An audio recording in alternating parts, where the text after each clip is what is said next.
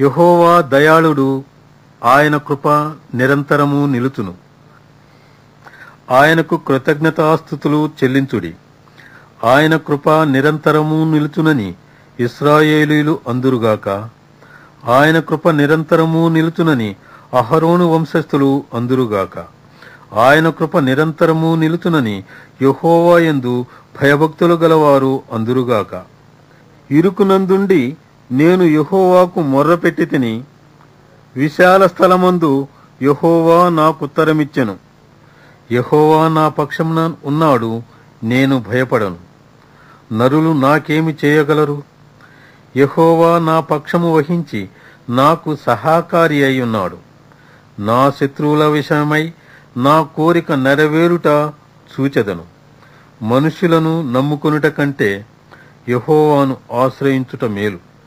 రాజులను నమ్ముకొనుట కంటే యెహోవాను ఆశ్రయించుట మేలు.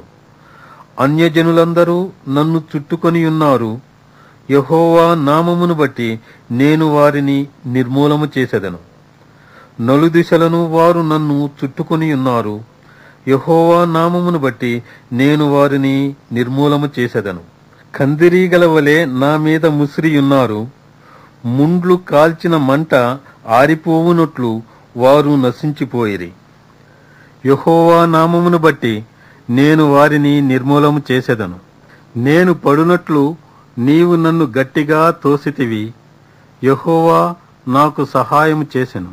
యెహోవా నా దుర్గము, నా గానము. ఆయన నాకు రక్షణాధారమాయెను.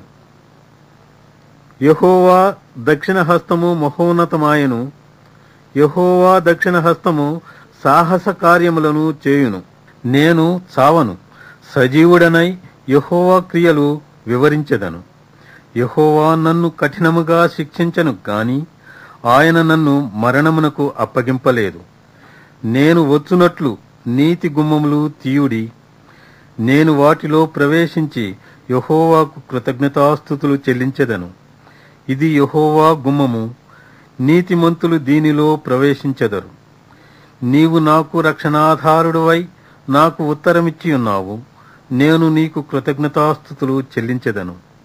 ఇల్లు కట్టువారు నిషేధించిన రాయి మూలకు తలరాయి ఆయను. అది యెహోవా వలన కలిగినది. అది మన కన్నులకు ఆశ్చర్యము. ఇది యెహోవా ఏర్పాటు చేసిన దినము. దీని యందు మనము ఉత్సహించి సంతోషించదము. యెహోవా దయచేసి నన్ను రక్షించుము. యెహోవా దయచేసి అభివృద్ధి కలిగించుము. యెహోవా పేరట వచ్చువాడు ఆశీర్వాదమొందునుగాక. యెహోవా మందిరములో నుండి మిమ్ము దీవించుచున్నాము. యెహోవాయే దేవుడు, ఆయన మనకు వెలుగుననుగ్రహించియున్నాడు. ఉత్సవ బలి పశువును త్రాళ్లతో బలిపీఠపు కొమ్ములకు కట్టుడి. నీవు నా దేవుడవు, నేను నీకు కృతజ్ఞతాస్తుతులు చెల్లించెదను. నీవు నా దేవుడవు, నిన్ను ఘనపరచెదను. యెహోవా దయాళుడు, ఆయన కృప నిరంతరము నిలుచుతున్నది. ఆయనకు కృతజ్ఞతాస్తుతులు చెల్లించుడి.